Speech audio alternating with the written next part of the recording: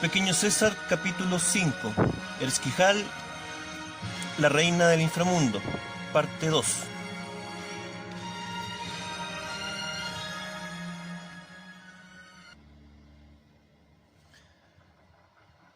Llegamos al otro lado del Genesaret bastante antes del amanecer.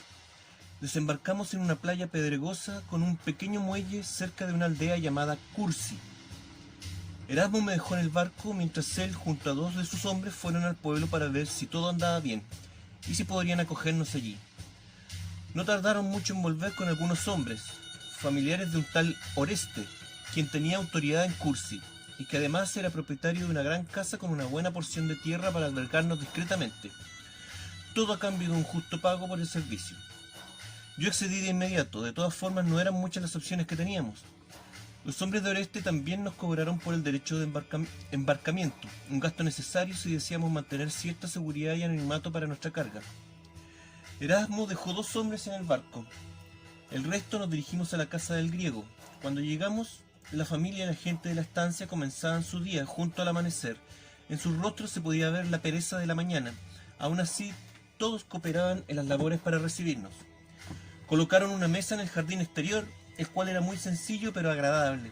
Se trataba de un amplio prado natural con algunas tamaras ubicadas al azar. Nos sentamos a la mesa y nos sirvieron un delicioso desayuno con tortillas, vino y varias fuentes con piel de cerdo asada. Nadie nos molestó mientras comíamos. Momento que aproveché para pedir a Erasmo que me explicara la verdadera razón que había tenido para traer el barco hasta acá, ya que la explicación que me había dado de ahorrarme el tener que rodear el lago Genesaret no se justificaba. Erasmo no pudo disimular su asombro y turbación. Trataba de responder, pero no lo conseguía. Ante su desesperación le dije que lo mejor era que contestara con la verdad. Le prometí que no tomaría represalias contra él si su respuesta me parecía honesta. Erasmo respondió que cuando se encontraron con Simón en Tolemaida, este no supo explicar bien cuál sería la ruta a seguir, por lo que transportar el barco desarmado y no abordarlo pareció lo más lógico. Después de todo, era posible que yo aún quisiera llegar a Jerusalén, y de ser así, la opción por mar era la más segura. Luego, cuando se encontraron con Baltasar en Amán, este les había dicho que saldríamos de Israel para adentrarnos en territorio sirio y que no era necesario seguir transportando el barco. Entonces Erasmo lo había convencido con el mismo argumento que me había dicho a mí, pero la verdad era que tenía miedo de adentrarse en territorio parto y había traído el barco con la esperanza de tener alguna vía de escape en caso de que algo anduviera mal. Piensa, señor, podríamos desmontarlo y dejarlo como depósito, por ejemplo en esta misma casa, y en caso de tener que volver a escapar por mar, podríamos pasar a recuperarlo. Basta, le dije, con tono serio. Hasta ahora, Erasmo, me has servido bien, pero has cometido un error. Erasmo palideció, esperando lo peor. Para empezar, le dije, olvídate de desarmar el barco y también del viaje a Partia. Eso ya terminó para ti. El pobre Erasmo trató de inventar una excusa, pero yo lo detuve y le dije que la razón era porque le iba a regalar el barco y su libertad, además de una ánfora con nuestra carga especial, para que pudiera regresar junto a sus hombres a Alejandría y reunirse con sus familias. Los hombres se miraron incrédulos y Erasmo me preguntó si estaba seguro de lo que estaba diciendo. Claro, le respondí. Erasmo, me has demostrado tu lealtad y eso tiene un alto precio, al menos eso es lo que me enseñó mi familia. Además, tú y Baltasar jamás se llevarán bien, y eso solo causará problemas en el viaje. Esperaremos a que llegue Baltasar con la caravana y podrás hacer con el barco y con tu vida lo que mejor te plazca. Erasmo me iba a responder, pero en ese momento apareció Oreste, el propietario del lugar. Oreste era un hombre maduro, pero no viejo. Su trato era tranquilo y amable, pero sin llegar a ser salamero o débil. Nos explicó que podíamos estar tranquilos en su casa, ya que él estaba habituado a recibir mercaderes de todos lados sin tener la necesidad de preguntar cuáles eran sus negocios o destinos. Le dijimos que esperábamos reunirnos con una caravana. Oreste asintió con la cabeza y dijo que no había problema en ello. Luego añadió, a pesar de que estoy acostumbrado a no hacer preguntas, debo confesar que tampoco es común ver un barco de carga egipcio navegando por el mar de Galilea. Luego se quedó mudo esperando una respuesta. Le contesté que Erasmo era el dueño del barco y que yo lo había contratado en Alejandría para que trajera mi carga hasta el puerto de Tolemaida. Lamentablemente no le pude pagar allí su viaje, ya que Baltasar, el hombre que viene junto a la caravana que esperamos, tiene el dinero. Por esa razón Erasmo tuvo que traer su barco hasta acá para asegurarse de recibir su paga. El hombre al parecer quedó conforme con la explicación. entendí que mientras le pagáramos, nada nos debía preocupar. La casa de Oreste quedaba a cierta distancia del pueblo de Cursi y me llamó la atención los pocos botes que había en el embarcadero, a diferencia de los pueblos del otro lado del Genesaret, en donde la actividad de pesca marcaba el centro de todas las actividades. Oreste me explicó que la pesca a este lado del lago era solo para consumo interno, porque los hebreos tenían el control de las rutas que transportaban el pescado en conserva a los puestos de la costa. De todas formas, esto no afectaba mucho en la zona, ya que la gente había encontrado otra forma de ganarse la vida. La poca presencia judía ha permitido explotar un recurso prohibido en Israel, pero necesario entre las poblaciones no hebreas de toda la región. Yo iba a preguntar qué producto era ese, cuando una brisa proveniente de los cerros me dio la respuesta. El olor era muy intenso y bastante desagradable. Oreste me miró y, adivinando que yo ya tenía la respuesta, me dijo: sí señor, nos dedicamos a la cría de cerdos. Mantenemos las porquerizas de los cerros para alejar los malos olores, pero a veces cuando el viento cambia de dirección, no queda más remedio que soportarlo. En ese momento creo justo y de importancia tomarse la licencia de mencionar un suceso que ocurrió años después en este lugar y que tiene que ver con el verdadero maestro y un nieto de Oreste. Resulta que el muchacho cayó enfermo con grandes fiebres, que nadie lograba curar. Para empeorar la situación, el joven comenzó a tener comportamientos extraños y morbosos que asustaban no solo a la gente de su familia, sino que además a toda la población de la zona. Las personas comenzaron a llamarlo el endemoniado, ya que éste huía de su casa y corría por los cerros gruñendo y saltando como animal. Además fue sorprendido entre las porquerizas alimentándose de pequeños cerdos que él mismo mataba a mordiscos. La situación llegó a oídos del verdadero maestro, quien pidió ver al muchacho. Cuando se lo llevaron, el maestro logró transmitir de algún modo la enfermedad del joven a una piara de puercos, quienes perturbados corrieron hasta el lago y se hundieron en él hasta que se ahogaron. De inmediato el joven recobró la cordura, para descanso de su familia, a los que se mostraron en deuda con el verdadero maestro. Aunque yo no fui testigo directo de este evento, puedo dar fe que la cantidad de personas que me lo han transmitido es tal que no puede ser más que cierto. Mientras esperamos a Baltasar, Oreste se ofrece a mostrarme su casa y el pueblo de Cursi. Yo me niego y le pregunto si en los altos cerros a nuestra espalda existe algún lugar donde podamos sotear la caravana que esperamos. Me responde que sí y nos ofrece llevarnos cuando estemos listos. Le respondemos que iremos después de descansar, ya que no hemos dormido en toda la noche. Oreste se retira y Erasmo aprovecha la oportunidad para tratar de convencerme de no emprender un viaje tan peligroso como el que quiero iniciar con Baltasar. Me recuerda que aún tenemos una buena embarcación a nuestra disposición y se ofrece a llevarme a la India si se lo pido. Agradezco su buena intención, pero le recuerdo que eso significaría tener que devolvernos prácticamente a Alejandría, para así tomar la ruta del Mar Rojo y la costa de Arabia. Además, eso sería como ir sin hacer nada por mis hermanos. Baltasar tenía razón, al menos por tierra tenía la oportunidad de reclutar fuerzas a mi favor. Es cierto que esto implicaría un riesgo mucho más alto, pero prefiero perecer intentando algo que vivir sin saber del destino de los míos. Después de decir esto, le pedí a Erasmo que descansáramos. Por la tarde, emprendimos la caminata hacia los cerros. Después de devorar un delicioso almuerzo de carne de cerdo con hierbas aromáticas, caminamos hacia el sur y luego ascendimos por un camino bastante ancho y bien delimitado. Al llegar a la cima del cerro, que está a nuestra derecha, nos encontramos con una fortaleza amurallada, llamada Hippos, la que, según nos contó Oreste, había sido utilizada como campamento militar en antaño, pero ahora albergaba población civil, sirios en su mayoría, pero también había griegos y judíos, aparte de otros grupos menores. La entrada estaba custodiada por un par de guardias sirios, pero estos no nos dieron problema gracias a la presencia de Oreste. El sitio, a pesar de haber sido un reducto militar de la época del Gran Alejandro, era bastante bello y bien conservado. Las construcciones principales eran originales y estaban habitadas por las personas más importantes del lugar, pero sobre las terrazas de estas habían construido casas más modestas para la gente común de la fortaleza. Oreste nos explicó que la comunidad tenía estrictas normas de convivencia y comportamiento. Esto era evidente, ya que el lugar, pese a la escasez de espacio, era sorprendentemente limpio, ordenado y tranquilo. No había vagabundos o charlatanes, ni siquiera comerciantes callejeros. Al parecer los víveres eran almacenados y distribuidos por una suerte de administración central, quienes también imponían la ley y dictaban las normas para la comunidad. Lo que sí destacaba en las calles era la presencia de numerosas patrullas de guardias, en su mayoría sirios. De hecho, Oreste recurrió a un par de ellos para que nos proporcionaran un lugar para pasar la tarde y observar la zona. Los tipos nos ayudaron después de un prudente pago, y nos llevaron al final de la fortaleza, donde había un sitio abierto, no muy grande, pero que ofrecía una estupenda vista. El gran lago de Galilea se podía apreciar en toda su extensión y aún más allá, tanto para el norte como para el sur. Sin duda teníamos una tribuna privilegiada para esperar la llegada de la caravana. Esto lamentablemente no ocurrió, pero Oreste aprovechó la oportunidad para hacer negocios con Erasmo. Este se mostraba tímido y obviamente no quería comprometerse en ningún trato, y menos delante de mí. Finalmente fui yo el que lo alentó a concretar algo. Lo convencí de que esta era la oportunidad de cambiar el ánfora con riquezas que yo le había regalado por un cargamento, por ejemplo, de carne de cerdo y pescado salado, y llegar con él hasta Alejandría. Incluso podía ocupar los animales y las carretas que dejamos al otro lado del mar de Galilea. Después de esos argumentos y viendo que contaba con mi apoyo y mi aprobación, Erasmo consiguió un buen trato con Oreste, quien además lo acompañaría hasta Magdala para conseguirle los mejores contactos para comprar pescado en conserva y otras cosas. Luego de esto, Oreste fue a conseguir algo de vino para sellar el trato. Cerca de nosotros un muchacho sirio comenzó a soplar un naí, que es una larga flauta de caña parecida a una flauta faraónica, pero que a diferencia de esta produce sonidos nostálgicos y lastimeros. La tarde empezó a pintar de rojo el gran valle de Galilea. Erasmo me miró con rostro de gratitud, pero no dice nada.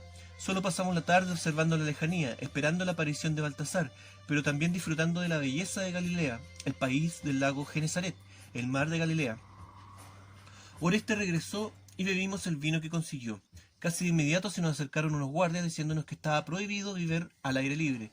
Tuvimos que pagar otro soborno para que nos dejaran terminar lo iniciado. Sin duda, Hipos era un lugar bello, pero con muy poca libertad para vivir. Cuando volvimos al hogar de Oreste, su familia nos había preparado una alegre recepción. Nos relajamos de la mejor manera. Vino, comida, músicos sirios y griegos que competían entre sí para ofrecer el mejor espectáculo. También hubo danza. Todo esto en el jardín de nuestro anfitrión, quien en el momento de más euforia nos ofreció a Erasmo y a mí compartir algo de opio, que él guardaba para sí mismo. Accedimos, pero fue una mala idea. Por un momento olvidé la necesidad de mantenerme anónimo y comencé a gritar que yo era el gran Ptolomeo. Por suerte, Erasmo hizo pasar esto como una simple broma de mi parte, para luego alejarme del grupo, recordándome que no cometiera el mismo error que había tenido en la isla de Cauda.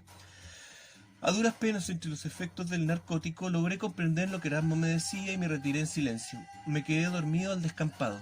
En mis sueños apareció mi madre, me acercaba para abrazarla, pero ella me rechazaba violentamente. En su rostro había un gesto de odio, como jamás me lo hubiera demostrado en su vida.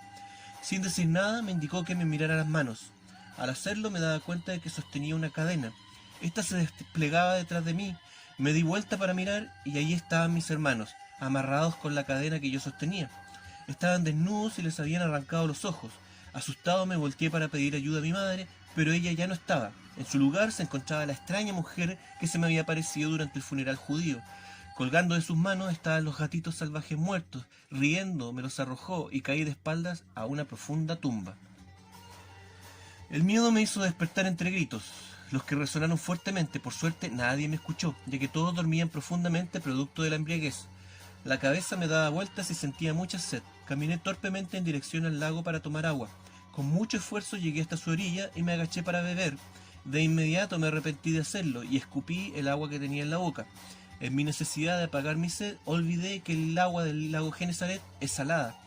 Menos que el agua de mar, pero lo suficiente como para hacerla imbebible. Supongo que esto se debe a la incorporación en el lago de las aguas termales de las 7 fuentes del pueblo de Cebedeo. Me puse un poco triste al recordar al joven, único responsable de su familia y además caído en desgracia por mi culpa. En ese momento no imaginaba que años después Cebedeo lograría casarse con una joven de buena familia llamada Marián Salomé, y que además 2 de sus hijos se convertirían en los primeros acompañantes del verdadero maestro. Entonces solo sentía pena por él y silenciosamente le enviaba mis buenos deseos. Luego recordé la pesadilla que acababa de tener y mi pena se convirtió en angustia por mis hermanos. Me di cuenta de que a medida que pasaba el tiempo mis recuerdos de ellos se volvían más dolorosos. Quería gritar y que mi grito se escuchara en todo el lago. En vez de eso me calmé y le pedí ayuda a los dioses y al espíritu de mi madre para que me enviaran lo que necesitaba para ayudar a mis hermanos. Entonces una extraña visión me sacó de mis meditaciones. A lo lejos, una larga fila de espectros blanquecinos caminaba por la orilla del lago, perfectamente visibles en la oscuridad. Debido a la distancia no podía ver bien sus cuerpos, pero el movimiento de sus piernas al caminar era muy característico. Se movían con una lenta solemnidad, tranquila y silenciosamente avanzaban en dirección hacia mí. Poco a poco fui reconociendo sus formas. No se trataba de espectros ni de personas, eran camellos. cientos de ellos, blancos y hermosos camellos. Mi corazón saltó de alegría, no podía ser otra cosa más que Baltasar junto a la caravana. ¿Y qué caravana? La línea de animales se extendía interminablemente por un gran tramo del lago. Corrí a la casa de Oreste para despertar a todos y anunciar la llegada, cosa que se me hizo en extremo dificultosa debido al estado de ebriedad en que todos se encontraban. De hecho, cuando la caravana alcanzó la propiedad, yo aún me encontraba despertando a los más perezosos. Baltasar se me acercó con una gran sonrisa demostrando su alegría por lo conseguido hasta ahora por todos. Lo saludé y le pregunté el porqué de su demora. Nada importante, solo algunas diferencias con el líder de la caravana, quien al verme solo quiso realizar un trato distinto del que había hecho con Erasmo. Finalmente el problema se resolvió, pero tuve que convencerlo de viajar de noche para recuperar el tiempo perdido. A diferencia de la creencia popular de que los hombres del velo movilizan sus caravanas de noche para evitar los efectos del calor del desierto, la verdad es que esto no es así, y solo avanzan de día. Sus técnicas para conseguirlo sin sufrir ni perecer en ello son variadas, y yo tendría que aprenderlas rápidamente si quería seguir con vida. Observé la caravana que aún venía llegando. Animales y más animales se agolpaban en la propiedad. Bellos camellos adornados con tiras de lana de colores trenzadas y amarradas a pedacitos de tela, de diferentes formas. Oreste, al parecer, no esperaba un grupo tan numeroso y algo sobrepasado corría de un lado para otro dando órdenes y apurando a su gente. Los camellos iban guiados por hombres de a pie. Los hombres del velo jamás se suben a ellos cuando están en ruta. Esto para utilizar la fuerza del animal solo para el transporte de carga. Solo algunos miembros del grupo pueden montar en raras ocasiones cuando es de imperiosa necesidad. Incluso el Madugú, el guía de la caravana, tiene que viajar a pie. Observando al grupo me di cuenta de algo inusual. No solo venían los hombres y los camellos, esta caravana también viajaban con sus mujeres y sus niños, además de sus Ictlan, esclavos, de piel oscura. Le pregunté de esta rara situación a Baltasar y me dijo que esta gente había sido víctima de una lucha tribal. Esto obligó a su líder a huir con toda su gente, algo que los hombres del velo nunca hacen. Según Baltasar, esto nos dio la oportunidad de contratarlos. Ninguna otra caravana de hombres azules se hubiera arriesgado en este viaje. Le hice ver mi molestia a Baltasar, pero este me aseguró que la raza a la que pertenecía esta gente eran los mejores caravaneros dentro de todas las tribus de hombres azules. Los Kelewei son los de piel más oscura. Esto debido a que a los hombres se les permite contraer matrimonio con alguna de sus esclavas si así lo quieren, práctica que ha ido ennegreciendo el tono de su piel, ya que los hijos de estos matrimonios son considerados hombres libres y parte de la Etebel, tribu. Estos hombres poseen la mejor raza de camellos para los viajes en el desierto, los Meharí, característicos por su pelaje blanco, único entre los camellos. A pesar de lo que me decía Baltasar, yo tenía mis dudas, pero mi compañero no me dejó hablar y en vez de eso se apresuró a presentarme con el líder de la caravana, un hombre llamado Amekran. Este era un hombre muy alto y estilizado, lo que le daba un aire señorial al avanzar. Sus ropas eran anchas y de telas delgadas, teñidas principalmente de un intenso azul, color que logran tiñéndolas con índigo. Con el tiempo la tintura se traspasa a la piel de los hombres, por lo que sus manos y su rostro tienen un profundo tono azul oscuro. Amekran me saludó haciendo un vistoso ademán con su brazo derecho, seguido de una pausada inclinación de su torso. Baltasar me preguntó con qué nombre debía presentarme. Le contesté que ya había utilizado el nombre cananeo Melek, que significa rey, y que deseaba conservarlo, aunque hasta ahora no me había traído muy buena suerte. Muy bien, dijo Baltasar, que sea Melek entonces, y me presentó. Amekran me habló algunas cosas en un idioma incomprensible. Miré a Baltasar para que me tradujera, pero este se encogió de hombros. Molesto le pregunté que cómo nos íbamos a comunicar con él si no conocía su idioma. Baltasar me respondió que sí conocía su dialecto, pero que lo que estaba hablando ahora era otra cosa. Creo que intenta hablar griego. Tal vez quiere impresionarlo, señor. Si eso era griego, Amek debió haberlo aprendido en una taberna romana, porque la verdad era que yo no le entendía nada. Aún así, el buen Amek no paraba de hablar. Finalmente, al ver que no le entendíamos, comenzó a gesticular exageradamente y nos dio a entender que nos reuniéramos más tarde en su tienda, una vez que su mujer hubiese terminado de levantarla.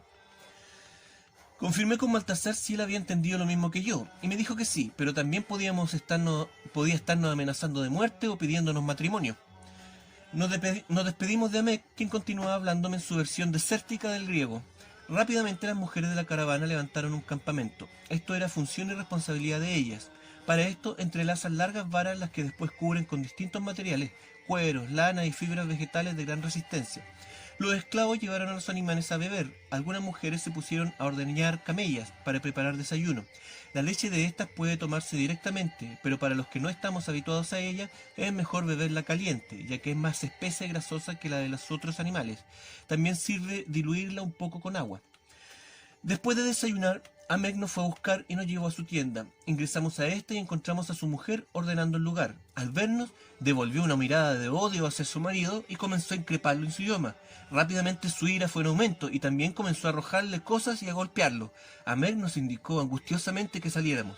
Al hacerlo, los tres nos quedamos mirando con cara de idiota. Baltasar me explicó que las mujeres de los hombres del velo tienen amplias libertades comparadas con las mujeres de otros pueblos, y que cuando se trataba del interior de las tiendas, el poder era absoluto de ellas. Si la mujer de Amek no nos quería adentro, no había nada que éste pudiera hacer. Después de un rato, la mujer asomó la cabeza por la entrada de la tienda, mostrándonos una gran sonrisa, como si nada hubiera pasado. Con gestos muy amables nos hizo pasar. Al parecer, el origen de su enojo era que Amek nos había hecho entrar antes que ella tuviera el interior de la tienda totalmente preparada. Cuando estuvimos adentro, la mujer se presentó. Me llamo Titrit, que significa estrella, y soy la esposa de Amek Ran, que significa el mayor, ya que mi esposo es el hijo mayor de su familia, dijo hablando perfecto griego. Al ver que yo estaba sorprendido por esto, ella me explicó que las mujeres de su pueblo reciben mejor educación que los hombres. Esto se debe a que los hombres no pueden quedarse en las aldeas para estudiar debido a los viajes de las caravanas. Además, ella habría recibido una preparación especial, ya que su familia era miembro de la Imayegan, es decir, la aristocracia de los hombres azules. Amek observaba a su mujer comunicándose fluidamente con nosotros y su mirada reflejaba un profundo orgullo. Le pregunté a Titrit si Amek podía quitarse el velo de su cara ahora que estábamos en su tienda, así podría ver el rostro de la persona con quien estaba tratando. Titrit me respondió que no. Los hombres del velo comienzan a usar este después de una ceremonia cuando llegan a la adultez, y a partir de allí les queda prohibido mostrar algo más que sus ojos. De hecho, nuestro hijo Idir está a punto de ponerse su litán. Me pareció que Titrit sería una perfecta intermediaria entre su esposo y yo. Le pregunté si había algún problema en esto. Titrit respondió que no, ya que no era mal visto que las mujeres participaran en las reuniones. Eso no afectaría la imagen de líder de Amek Ran. La tienda de Amek no era muy grande, pero estaba muy bien ordenada y limpia. Para guardar la comida, por ejemplo, lo hacen clavando unos postes delgados que terminan en unos depósitos de metal con tapa. Así evitan que los ratones ingresen a las tiendas. En el suelo colocan unos sencillos pero cómodos camastros elaborados con caña y varilla, y sobre este un entrelazado de fibra vegetal, donde finalmente ponen pieles para el abrigo. Nos sentamos en el suelo sobre una alfombra. Una moza de Titrit entró con un pequeño brasero encendido, el cual colocó a un lado de Amek. Este vertió agua en un extraño recipiente de latón con un largo pico por delante y lo puso sobre el brasero. Luego abrió la tapa sobre el recipiente y arrojó un trozo de miel dentro. Amek le habló a Titrit y ésta nos interpretó lo que su esposo decía. Amek nos expresó su preocupación por lo vago que había sido su trato con nosotros.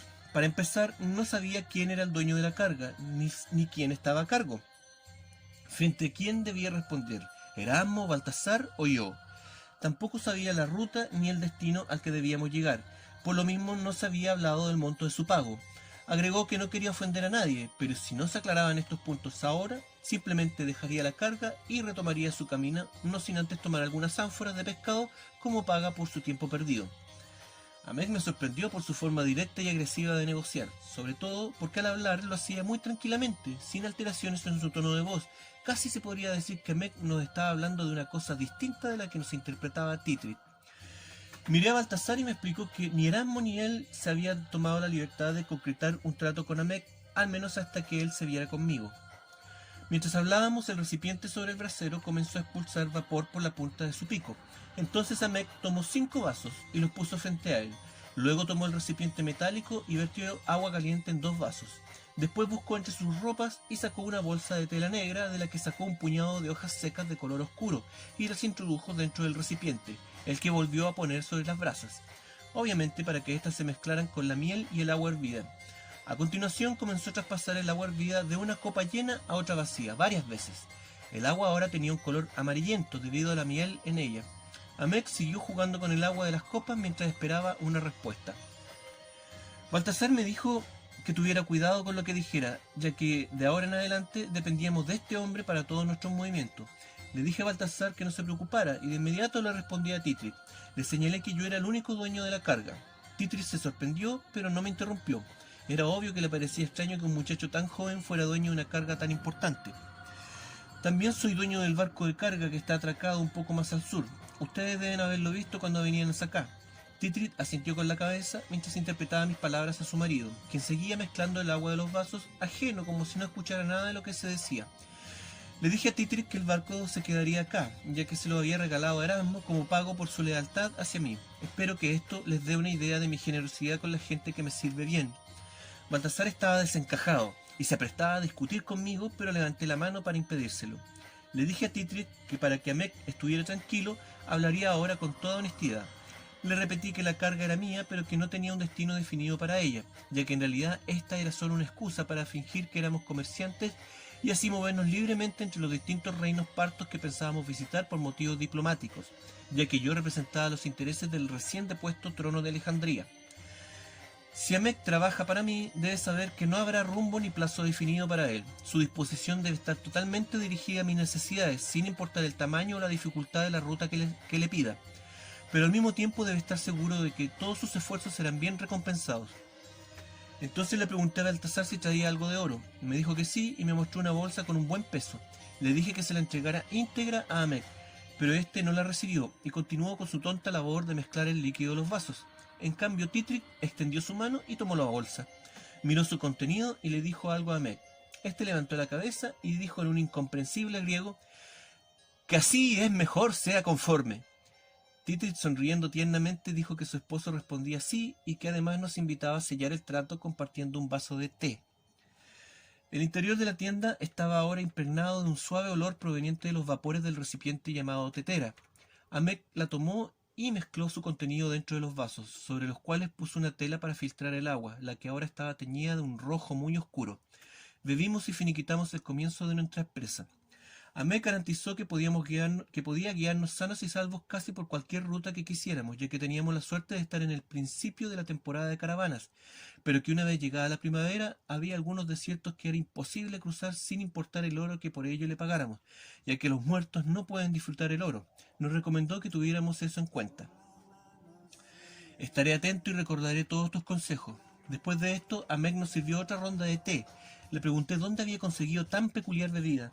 Amek dijo que se la había comprado a un caravanero bactriano, quien le había dicho que era una bebida que se estaba haciendo muy popular en los lejanos reinos de Oriente, y que había tenido que pagar un altísimo precio por ella. ¿Bactriano?, interrumpió Titrit, quien dejó de traducir. Pregunté a Amek cómo sabe que era bactriano. Este respondió que el hombre se lo había dicho y que él estaba seguro de que era verdad, porque su caravana transportaba seda, opio y por supuesto té, todos productos de este lejano país. Además, usaban esos extraños y pesados camellos de 2 jorobas de Bactria. Esos animales sorprenden por su tamaño, pero son demasiado lentos. No se comparan con... Pregúntale por el nombre de aquel hombre, interrumpí de golpe a Titrit, quien de inmediato obedeció. Amek miró a Titrit y luego a mí y dijo muy lentamente, Shapur. El nombre sonó claro en mi mente. No podía ser otro Shapur que mi fallecido captor. ¿Quién más? Mismo nombre, mismo origen. Además, no creo que muchas caravanas bactrianas lleguen tan lejos. Le pregunté a Amek si había conocido bien a este hombre. Dijo que no, pero que su nombre era muy respetado entre los caravaneros, dado que era uno de los pocos bactrianos que se atrevía a cruzar Partia para venir a comerciar a Israel. ¿Tú también lo conociste?, preguntó Amek. De hecho, presencié su muerte a manos de un romano. Qué pena, un hombre como él, si muere asesinado, debería caer en manos de otro hombre del desierto, y no de un extranjero. Rezaré a mis antepasados por él. Si te sirve de consuelo, mi amigo Baltasar, algo de justicia hizo con aquel romano. Amek levantó su vaso de té y brindó por Baltasar. Después de esto, salimos de la tienda advirtiendo a Amek que tuviera preparada a su gente para partir y que por la tarde volviéramos a reunirnos para indicarle cuál sería nuestro primer destino. Antes de irnos, Amek me miró y algo le comentó a Titrit. Con un gesto le pedí que me dijera lo que él había dicho. Amek se extraña de que vayas desarmado. Pregunta si acaso no tienes una espada. Dile que no la necesito, Baltasar me protege. Amek respondió y Titrit lo interrumpió. Dice que ningún hombre debería utilizar a otro para que luche y mate por él. Solo respondí con una sonrisa y me retiré. Después de eso le pregunté a Baltasar cuál sería nuestro primer destino antes de ingresar en territorio parto. Me respondió que en Babilonia tenía un contacto que nos podía ayudar. Él nos dirá cómo se encuentra la situación en el país de los partos. También nos dará refugio si es necesario. Me parece bien. Discutámoslo más tarde con Amek, me interesa saber su opinión. Por ahora debo descansar. No sé si lo has notado, pero tuvimos una noche agitada acá. Baltasar trató de retenerme para discutir lo de Erasmo y el barco, pero nuevamente lo detuve y le dije que el asunto ya estaba concluido y no aceptaría que él se involucrara esta vez en mi decisión. Después de eso, y a pesar del creciente bullicio de la multitud, me quedé dormido tendido sobre la hierba. Dos niños de raza de piel quemada me despertaron. Llevaban túnicas largas y sus cabellos eran muy graciosos. Al parecer recién se lo habían lavado y este se les levantaba muy erizado, con largos y numerosos cuernos de cabello en sus cabezas. Yo me reí de ellos y ellos de mí. Finalmente ellos ganaron la competencia de risas y comencé a perseguirlos hasta que oí la voz de Baltasar preguntándome qué hacía. Nada, nada, le dije con voz agitada, mientras mis improvisados enemigos huían victoriosos. Me di cuenta de lo mucho que extrañaba los juegos con mis hermanos pequeños. Comimos con Oreste y cancelamos el pago por sus servicios. Le explicamos que partiríamos a lo sumo en 2 días, después de cargar las últimas ánforas de pescado que quedaban en el barco y de cubrir las necesidades de la caravana. Oreste agradeció nuestro generoso pago e intuyendo lo que íbamos a decir, se adelantó a explicar que él y su gente mantendrían absoluta discreción con respecto a nosotros y a nuestra carga. Si me preguntan algo, no sé de dónde llegaron, dónde estuvieron o dónde fueron. Además, si usted es quien yo pienso, joven Melek, para mí es un honor y una satisfacción poder haberle extendido una mano. Y de corazón espero que encuentre lo que busca y concrete lo que anhela. Me despedí de Oreste tomándolo afectuosamente de las manos, expresándole que había encontrado en mí no solo un socio, sino que además un amigo, y que esperaba volver a verlo en el futuro. Le dije a Baltasar que revisáramos el estado de la caravana. Recorrimos el campo, los hombres estaban abocados principalmente a hacer fardos de follaje para los camellos, llenar sus cueros de agua y trenzar cuerdas. Me llamó la atención que cuando lo hacen los hombres se llenan la boca de agua y la escupen sobre su trenzado. Baltasar me explicó que esto provoca que la fibra vegetal se apriete, lo que le da más tensión y fortaleza a la cuerda.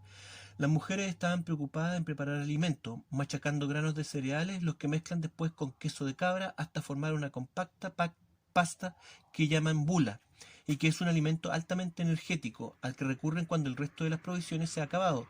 Dicen que un hombre puede resistir semanas alimentándose solo con bula. Seguramente esto ha sido clave para que los hombres azules hayan conquistado los desiertos más áridos. Es por eso por lo que ellos mantienen en secreto la lista total de ingredientes que usan para esta mezcla. Los Ciclan, que recolectaban el forraje, estaban felices, ya que Oreste les facilitó para ello una parcela con forraje destinado a sus propios animales. Sin duda Oreste había sido muy generoso, considerando la cantidad de forraje que la caravana necesitaba. Los hombres cargaban las largas fibras de pasto y hábilmente formaban unos compactos rollos, los que colgaban de 2 en 2 sobre los camellos destinados a esto. Estos animales no cargan nada más, de hecho la mitad de la caravana está reservada solo para ello.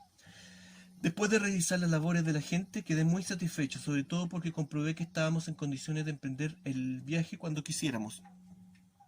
Nos dirigimos entonces a hablar nuevamente con Amek. Nos recibió en su tienda, pero esta vez Titrit no se encontraba. Aún así logramos comunicarnos con él a través de señas y descifrando su extraño y pulposo griego. Todo esto mezclado con los escasos conocimientos que tenía Baltasar de la lengua de Amek. Le dijimos que queríamos ir a Babilonia. Entonces Amek dibujó en el suelo el lago de Galilea y marcó un punto indicando dónde estábamos. Luego, a una cierta distancia, dibujó un río. Úfrato, dijo. Obviamente quería decir Éufrates. Y luego marcó otro punto y dijo Babiló. Entre ambos puntos dibujó otro más, el que marcó mucho más cerca de donde estaríamos nosotros que de Babilonia. Y dijo Asuada. Y mostró 3 dedos indicando el número de jornadas para llegar hasta allá.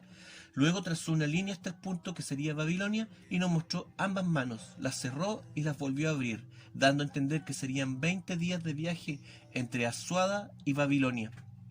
Miré a Baltasar y le dije, al menos ahora sabemos que nuestro guía conoce la ruta. Le dijimos a Amek que debíamos partir cuanto antes, considerando la larga jornada que teníamos por delante, y nos respondió que estaría listo para viajar temprano por la mañana, pero que primero debíamos cumplir con una celebración obligatoria que ellos realizaban antes del inicio de cualquier viaje para bendecir con alegría a todo el grupo y asegurar así el buen resultado de nuestra aventura. Iba a darle entonces la venia a Amek para que comenzáramos, pero unos ruidos de tambores fuera de la tienda me dieron a entender que ya no era necesario. De hecho, esa era la razón de la ausencia de Titrit, ya que ella era la encargada de los preparativos de la celebración. Salimos de la tienda y un grito de algarabía nos recibió y nos dio a entender el entusiasmo que todos tenían en nuestra empresa y el buen término de nuestra conversación. Los tambores que escuchábamos eran golpeados por las mujeres, las que usaban los morteros que ellas ocupan para moler grano, cubriendo la boca de estos con cueros de cabra. El resultado que producían al golpearlos con las manos era un sonido grave y potente. Las mujeres cantaban y gritaban batiendo sus lenguas. Algunos hombres comenzaron a danzar haciendo un círculo alrededor de ellas. Otros empezaron a tocar panderos de mano que percutían con varillas de madera, creando dúos de percusión entre los hombres y las mujeres. Luego nos dirigimos hasta un sitio arenoso donde habían dibujado una pista en donde todos hicieron un enorme círculo, al cual ingresaban uno o dos hombres donde danzaban, haciendo acrobacias cada vez más complicadas, en las cuales incluían sus espadas. Las agitaban en temerarios movimientos mientras saltaban, giraban y ponían sus rodillas en el suelo. Otras veces un hombre bailaba de rodillas y con sus holgadas ropas daba la impresión de que estaba enterrado hasta la cintura en la arena. Todo mientras otro hombre se movía agitando su espada sobre él, acercándose peligrosamente hasta casi tocarlo, pero ninguno de ellos se lastimó realizando estas piruetas. Algo notable considerando sus aparentemente incómodas ropas. Después de estos despliegues de destreza y su agilidad, el círculo de espectadores se abrió dejando dos hileras de personas que formaron una pista de carreras. Entonces algunos hombres azules demostraron sus habilidades montando sus camellos, corrían en parejas por la pista y luego de una corta carrera, la que al parecer no importaba a quién la ganara, procedían a realizar distintas acrobacias en sus camellos, giraban y se detenían rápidamente para luego pasar a movimientos más finos en donde se jactaban de quién podía controlar mejor al animal. La tarde cayó poco a poco, su rojiza luz fue apagando el ánimo de los ya cansados acróbatas. Lentamente las fogatas fueron dando paso a actividades más pausadas. Comenzaron entonces los relatos y cantos hablados, los cuales lamentablemente no pude comprender. Lo que sí compartí fueron las emociones que estos relatos causaban en la gente. Algunos daban tristeza, otros los animaban y otros arrancaban carcajadas limpias y honestas. Dejé a la gente del velo y a sus esclavos con su celebración, la cual había sido muy distinta a la de la noche anterior, entre otras cosas porque en esta no se había consumido vino, solo agua para acompañar las comidas, la que endulzaban con miel para los más pequeños. Me reuní con Erasmo, quien quería que lo acompañara al barco. Baltasar nos siguió, pese a que le insistí que no lo hiciera. Al menos lo hizo manteniendo la distancia. Erasmo me dijo que estaban cargando algunos camellos con la carga del barco y que quería que yo fuera testigo de la faena. Comprendí que esto era solo una excusa para despedirse, pero de todas formas, cuando llegamos fingí que tomaba atención en la cuenta de ánforas que cargaban en los animales. Le dije a Erasmo que dejara las últimas 2 ánforas en el barco, esas serían para él. Erasmo me dijo que comenzaría a cargar el barco con productos comprados a Oreste y que cuando estuviera listo se marcharía, para emprender el camino de vuelta a Alejandría. Pero si usted me lo pide, puedo quedarme a esperarlo el tiempo que sea necesario. Le sonreí y le dije, ¿qué pasa, Erasmo? ¿Es que acaso no tienes miedo de reencontrarte con tu familia? Deberías estar alegre de recuperar tu libertad y además haciéndolo como un hombre rico. Erasmo agachó la cabeza y confesó que yo estaba en lo cierto. Tengo miedo de volver y no encontrar a los míos, o peor aún, encontrarlos disfrutando una buena vida pero en compañía de otro hombre. No sé lo que haría si eso pasara. Muchas cosas pueden pasar, las respuestas no las tengo, pero debes arriesgarte y enfrentar tu destino. Ni siquiera sé dónde voy ni a qué enfrentaré. Tú al menos tienes una buena oportunidad de recuperar a los tuyos. Lo único que sé es que debo seguir avanzando y buscar y buscar. Tengo mis esperanzas puestas en los dioses, de que algún día me concederán el reencuentro con los míos. Tú vete y no vuelvas hasta que hayas rehecho tu vida. Tu mujer y tus hijos son tuyos, y tú de ellos, por derecho divino. Muchas personas pasan por nuestras vidas, pero solo algunas son tan importantes y están tan fuertemente atadas a nosotros que nadie, ni la muerte ni la distancia nos puede separar de ellos. Erasmo me abrazó emocionadamente y me agradeció repetidamente. Al parecer, yo había pronunciado las palabras que él necesitaba oír. Extrañamente eran las mismas que yo necesitaba. Erasmo buscó entre sus ropas y me regaló una figurilla de una diosa, para que lo proteja y le recuerde tener mesura y sabiduría en sus decisiones. Recibí mi obsequio, aunque debo confesar que no era lo que yo hubiera querido, ya que en vez de la imagen de una diosa con sus pechos desnudos, lo que me dio Erasmo fue una estatuilla de la pacata y machorra Atenea, tapada con su vestido hasta el cuello y con un casco militar. No era precisamente la inspiración femenina que necesitaba en mi viaje, pero de todas formas agradecí el presente. Me despedí de Erasmo diciéndole que era tarde y que quería descansar, que para enfrentar el ajetreo que me esperaba. Erasmo se ofreció para acompañarme, pero le dije que no era necesario y solo grité ¡Sal de ahí! Después de una breve pausa, apareció Baltasar de entre las sombras. Volvimos al campamento. Todos dormían y nosotros también lo hicimos. El cielo aún estaba estrellado cuando los sonidos de los primeros en levantarse me despertaron. Estábamos en una tienda similar a la de Mec, Su gente la había levantado para nosotros. Baltasar dormía profundamente. No lo molesté y salí a curiosear. El frío afuera era tan intenso y muy intenso y casi me persuadió de regresar. Las mujeres Sigland eran las primeras en estar activas, preparando fuego y desayuno. Un grupo me invitó a merendar. Me sirvieron leche de camella y carne de cordero. Poco a poco los hombres fueron despertando y de inmediato se dirigieron a sus respectivos camellos. A medida que cada uno tenía su apero y su carga listas, iban donde las mujeres, las que les servían el mismo desayuno que me ofrecieron a mí. Baltasar apareció de mal humor y discutimos. Me alegaba que yo no debía apartarme sin avisarle. Le respondí que no tenía que rendirle cuentas, y que era él quien debía estar atento a mis movimientos y seguirme. Respondió que no era mi siervo y se retiró a preparar nuestras monturas. Con las primeras luces del sol, la caravana ya parecía estar en condiciones de partir. Amek apareció y me presentó a su hijo Idir. Se trataba de un muchacho algunos años mayor que yo, que llevaba su rostro descubierto y hablaba griego algo mejor que Amek. Así supe que su padre lo quería presentar la noche anterior, pero yo me había retirado sin avisar. Entre los dos me presentaron al madugú de la caravana, un hombre llamado Hailal, pájaro, quien tiene la responsabilidad de guiarla y de que todo esté en regla. Contrariamente a lo que se puede pensar, el dueño de la caravana, en este caso Amek, solo la administra, pero toda la responsabilidad del viaje recae en los hombros de este hombre. Idir me dijo que su padre le había encomendado servirme de ayuda con mi camello. No la necesito, le dije, sé montar desde pequeño, solo necesito la palabra clave para que el animal me obedezca. Aún así, Idir insistió, y cuando yo lo iba a reprender, Baltasar intercedió por él y yo terminé aceptando mi forzada ayuda, no sin antes decirle a Baltasar que si íbamos a viajar juntos me incomodaba tener a alguien que entienda griego y escuche frente a nosotros. No podremos hablar con libertad. No se preocupe por Idir, señor, le aseguro que el muchacho nos concederá la privacidad que necesitamos si se lo pedimos. Dicho esto, nos fuimos a despedir de Oreste, quien nos advirtió de las numerosas bandas de asaltantes que se movilizan libremente por la zona. Ni siquiera el duro régimen de Herodes había podido limpiar las rutas. Luego nos preguntó qué camino tomaríamos. Le dijimos que cruzaríamos los cerros por la entrada de Hippos, un poco más al sur. Oreste nos sugirió otra entrada más segura por el norte, cerca de Gergesa. Nos despedimos diciéndole que seguiríamos su juicio.